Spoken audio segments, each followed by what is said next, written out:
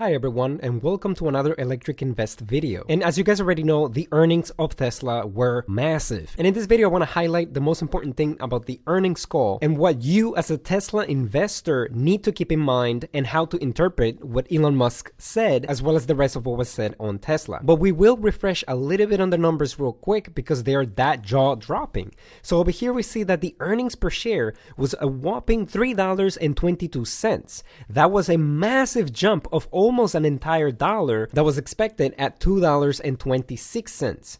This is basically the bread and butter when it comes to valuations in Wall Street. Sometimes if a company can do 10 cents higher on their EPS or earnings per share, usually that's a very bullish sign, but Tesla did almost an entire dollar, and this is huge. Revenue came out at $18.756 billion. That was a little bit higher than the $18 billion expected. Margins was the biggest one of them all at 32.9%. This was higher than the expected 27.6%. Despite the material shortages, the chip shortages, and also the massive inflation that we're seeing in materials, Tesla is still able to be the leader. No other automotive car company can actually get such margins, let alone most companies out there. I think Apple might be one of the only other companies that can do higher margins, and Tesla is catching up very quickly. So we see over here, they have a $2.2 billion operating cash flow and $3.3 billion GAAP net income.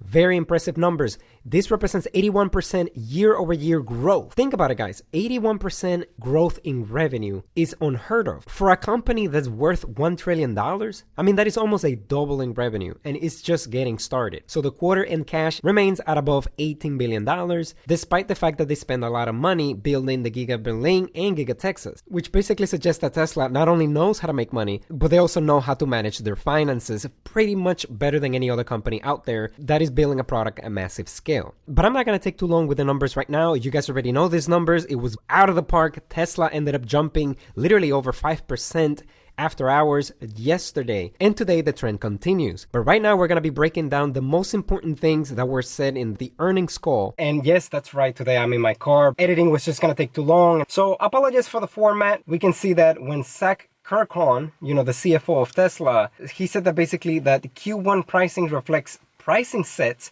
in the past. So this basically means that Tesla is gonna have to do a little bit more ASP adjusting. So that could basically mean a little bit higher price increases only to keep up with inflation. I know that's not very good when it comes to buyers, but it's great for investors. And obviously, we already know that Tesla has a lot of demand. And then later on, they can bring down the prices once the production increases a little bit. So we see over here, $288 million one-time credit revenue due to CAFE regulation charge. They touched up a little bit on the loss of 1 month of production from Shanghai. So that's definitely going to have a little bit of an impact, specifically reflected on the second quarter.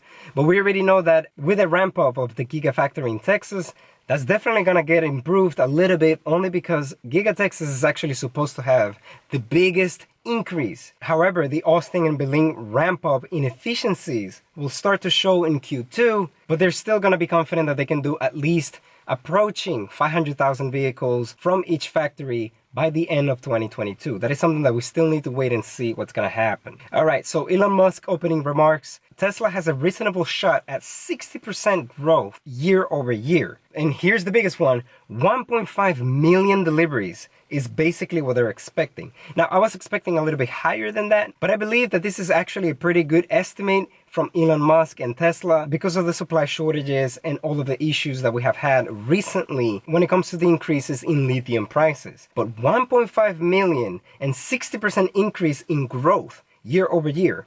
I mean, Tesla has actually been growing 70% annualized. So 60% seems like a definite, in my opinion. What do you guys think? Maybe you can tell me in the comment section below. But moving along, we see over here that Elon also mentioned a dedicated robo-taxi, which is something that they already mentioned in the Cyber Rodeo, but he added more details saying that this vehicle is going to be optimized for autonomy.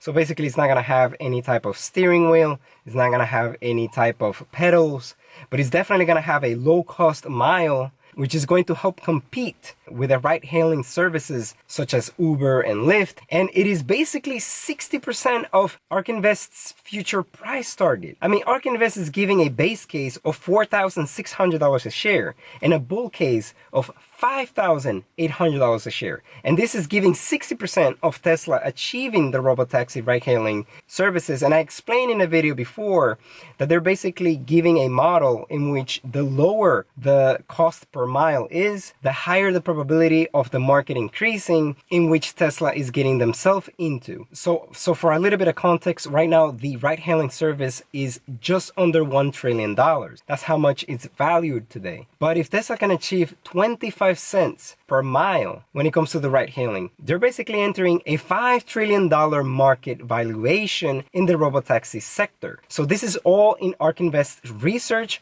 If you want to take a look at that, you can also take a look in this video right over here at the top or in the description down below. But moving along over here, we see that Elon ended up saying that the expected production for this robotaxi is going to be for 2024. Now, this could be late 2024, it could be mid 2024, we have no idea, but it will be a massive driver for Tesla's growth, and that is for sure. Elon also on the call ended up saying that Cybertruck is expected to hit volume production next year.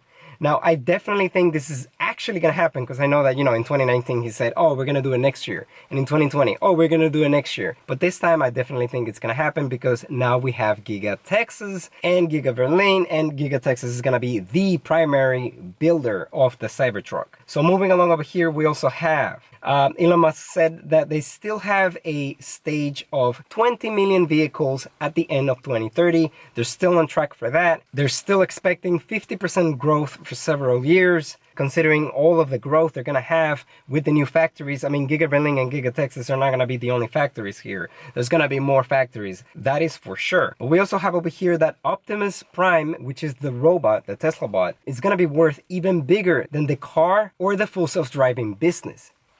I mean, this is just mind-boggling. The full self-driving business literally deals with robotaxi and its ability to earn ARK Invest's potentially bull case scenario.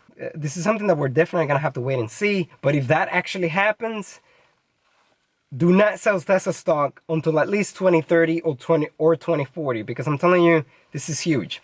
Tesla insurance is also growing, and it is something that right now it is on 7 states in Arizona, California, Colorado, Illinois, Ohio, Oregon, Texas, and Virginia. Another thing that Elon Musk was mentioning was that battery and solar was expected to grow this year as well. And if you look in the earnings report, we see over here that the energy sector of Tesla actually had a growth, a massive growth of 91%, basically based on the Powerwall and solar integrations. So if Tesla can grow 90% in 1 year in the energy sector, the revenue for Tesla is just going to continue to increase from literally everywhere, left, right, front, and center. Pretty much amazing here. Moving along on the next thing, Elon Musk was also saying that the waiting list for vehicles are quite long, sometimes a year, but this is definitely going to be eased up a little bit as the factories ramp up, Giga Berlin and Texas. We see over here that some of the parts are going to be increasing in price due to inflation. This could definitely have a little bit of an impact. But I do want to explain here that despite the inflation in the cost of the materials, Tesla is actually being proactive by actually increasing the price of the cars ahead of the time. That's right. You're probably thinking, oh, well, what's going to happen with the inflation in materials? Well, first of all, Tesla has long-term contracts, so they have all the materials they need to produce the cars that they are able to produce at the moment. They're not demand constrained. So compared to other car companies right now that are probably reacting to the inflation, oh my God, there's inflation. Tesla is 10 steps ahead, and they're actually continuing to increase their prices to also help with this type of inflation. That is why Tesla has such great numbers and such great earnings per share. And if you don't believe me, all you have to do is wait until Q2, Q3, and Q4, and you're going to notice that they're actually not as affected by the inflation from the materials as the other car companies. We see that we have also a 4680 battery update. So trying to reach volume production for the 4680 batteries in Q3 and Q4. That's basically where we can expect higher volumes in the 4680 battery. So they have an extra 2170 cell capacity for 2022. And this just basically means that Tesla wants to be resourceful. They want to continue pumping out as many Teslas as possible. So if they need to use 2170s alongside with 4680 in Giga Berlin, they will definitely do so.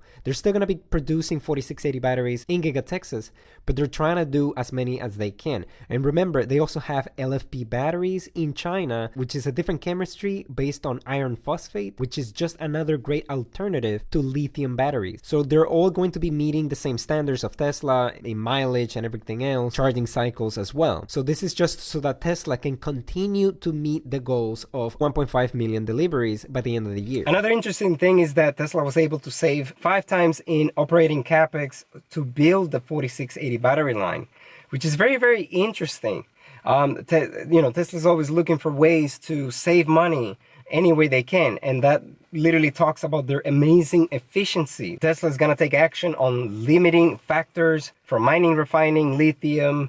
They're already recycling 50 tons per week and will grow sustainably. They also talked about the ramping in Austin and Berlin. They have learned a lot. They learned from the mistakes that they did in Fremont, where everything was way too automated, and then they ended up actually having tremendous efficiency in Giga Shanghai, and then now Giga Texas, the most advanced and most refined factory yet. A lot of improvements when it comes to Tesla, and they have 30% less robots due to single piece castings. As you guys already know, when you do a one piece casting, you eliminate thousands, hundreds, if not thousands of parts. And Tesla, quite frankly, doesn't need the extra robots. They're able to save money in production that way, and they're able to do their vehicles a lot faster. And even the vehicle body shop is 60% smaller. And last but not least, they talked a little bit more about opening the supercharging network to non-Tesla vehicles, in which they were talking a little bit more about what they were going to do. They were going to be responsible. You know, the pace of the supercharger investments was going to be accelerated a little bit, but they do want to do the right thing. They don't want to just all of a sudden open it everywhere at the same time. They want to do it strategically. So there's going to be more information that we're going to have to find out as this unfolds over the year and next year, how that's going to work out, because I know that some people may say that, hey, you know, there's already pretty big lines when it comes to the supercharging network, but Tesla is definitely going to continue to build more supercharging stations, and that is something that we need to wait and see. And lastly, Tesla insurance update. They also added that they are vertically integrated, in which they mix the underwriting and holding the risk. Tesla is very, very serious when it comes to not just partnering with somebody else, but also trying to do a little bit more in-house here and being a little bit more resourceful when it comes to the insuring Teslas, because we already know that other companies are still using the old outdated model where they, you know, charge you differently based on your age and your gender and a lot of different factors that Tesla doesn't do. But one thing that was very interesting to me in the call was that they are the second largest insurer in Texas. And that is very interesting because, you know, you cannot currently buy a Tesla in Texas, but yet Tesla insurance is in Texas, and they are now the second largest insurer from Texas. I mean, I hope soon enough they do end up actually granting access to people to be able to buy directly from Texas. So they have a goal to have 80% of Tesla owners in the United States having access to Tesla insurance before they can expand outside of the United States. So that is something very interesting. We'll see what's going to happen with that. And real-time safety metrics are definitely going to be making driving safer, you know, lowering the premiums, feedback loop when it comes to Tesla, you know, lower accidents, lower claims, better for Tesla, lower payments for the customers. It's just a win-win situation for everybody. So what do you think about these highlights? What do you think about the earnings? What do you think about this amazing beat? Tesla stock is soaring after markets. Do you have a chance to buy Tesla in the low 970s? Let me know in the comment section below. And if you enjoyed this video and you found it informative, consider subscribing to Electric Invest and hit the notification bell so you don't miss the next video. I apologize that this video was just in my car. Very, very low budget, not a lot of editing, no fancy music, no nothing. But if you're still watching, thank you so much. You're the best, and I'll see you on the next video.